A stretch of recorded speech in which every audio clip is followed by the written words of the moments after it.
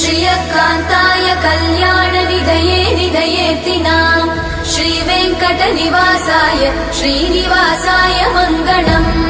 लक्ष्मी सविभ्रमालोकसुभ्रूविभ्रमचक्षुषे चक्षुषे सर्वलोकानां वेङ्कटेशाय मङ्गलम् श्रीवेङ्कटाद्रिशृङ्गाग्रमङ्गलाभरणाग्रये मङ्गलानां निवासाय श्रीनिवासाय मङ्गलम् सर्वावयव सौन्दर्य सम्पदा सर्वचेतसां सदा सम्मोहनायास्तु वेङ्कटेशाय मङ्गलम् नित्याय निरवध्याय सत्यानन्दचिदात्मने सर्वान्तरात्मने श्रीमद् वेङ्कटेशाय मङ्गलम् स्वतः सर्वविदे सर्वशक्तये सर्वशेषिने